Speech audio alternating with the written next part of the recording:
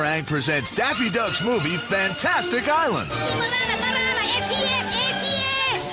That's S-O-S, you jerk! Hey, I remember that movie. It's the movie with the best Tasmanian Devil quote. Mouse, I'll take a map. What? Yeah, that's how I remember it. Others probably remember it as the Looney Tunes movie Daffy Duck's Fantastic Island, released in August 1983. When it comes to Looney Tunes compilation videos masquerading as feature films, this was probably the first one I ever saw. For all I know, that Looney Tunes week from 2003 when I recorded Tweety's High-Flying Adventure might have been the very day I saw it. Let's face it, you're 10 years old, you're on summer vacation, you find out there's a Looney Tunes marathon running all week on TV, you're going to end up watching Garen fucking Teed. Did I like it though? That's a different story. I've only ever watched it maybe 3 or 4 times in the past 17 years, and I don't remember liking the ending. Let's see how I feel now. I mean, let's face it, there's not that much competition here. The only thing it has to beat in order to be good is this thing, and that's near the bottom of the rankings as it is.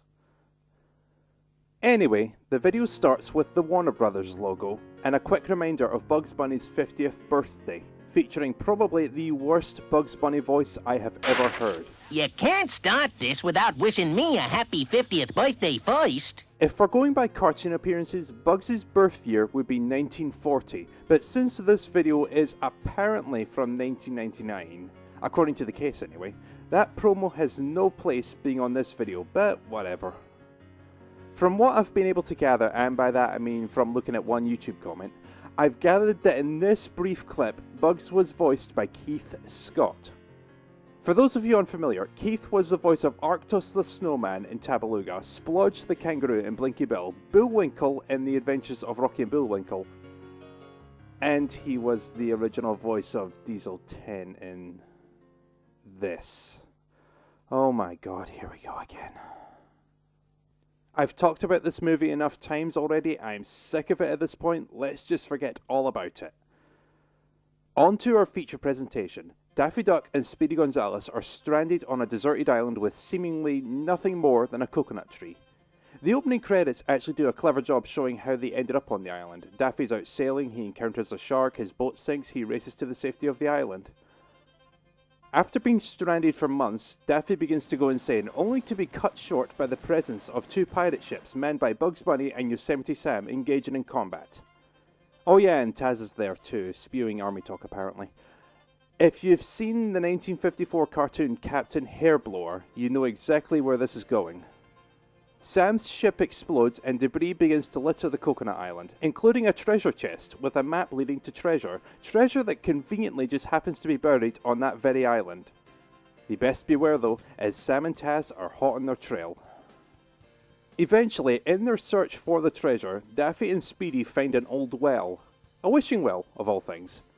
We'll just ignore the fact that they've been on this island for months and somehow never found the well and just go with it. Logically, anyone stuck on an island in the middle of nowhere would wish to be transported home, but this is Daffy Duck we're talking about, and he wishes to turn the island into a luxurious holiday resort, giving the public the ability to come and have their wishes come true. For $500 a wish, of course. After all, business is business. In the first 15 minutes we've had 2 cartoons, so if you've seen even one Looney Tunes compilation movie before, you know exactly where this is going. Various characters come to the island, make their wish, and their wish takes the form of a cartoon. It's silly and simple, but it works. Also, if you watch carefully, you'll notice 2 Sylvesters. So to recap the featured shorts, the cannibal fight at the beginning is taken from Captain Hairblower, and the well wishes give us 9 more cartoons. Stupor Duck from 1954, Greedy for Tweety from 1957, Banty Raids from 1963, Louvre Come Back to Me from 1962, Tree for Two from 1952, Curtain Raiser from 1949, A Mouse Divided from 1953, Lovehorn Leghorn from 1951, and From Hair to Air from 1960, a great cartoon to end on. To round the movie out, in the last 5 minutes no less, Sam and Taz catch up to Daffy and Speedy and a not-so-massive chase around the island ensues, culminating in the apparent destruction of the map, which in turn results in the wishes being rendered null and void, including Daffy's resort wish. If I'm going to be honest, I don't hate the ending, but it feels rushed. The chase lasts for less than 2 minutes up a volcano that is most definitely not on the island, and we don't see the map get destroyed. It's a pretty weak ending. As it turns out, there are 3 more wishes left in the well, one for each of them. Lucky for them. Well, no, not really, they're all stupid cartoon characters. Instead of wishing to be transported home, Speedy wishes for a burrito of all things, and Daffy wishes for the burrito to be stuck on Speedy's nose. They're idiots, and this ending is really stupid.